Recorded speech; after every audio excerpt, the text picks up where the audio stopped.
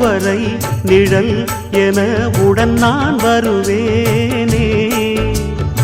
ஏழ் பிறப்பும் உயிர் துணை உனை நான் பிரியேனே.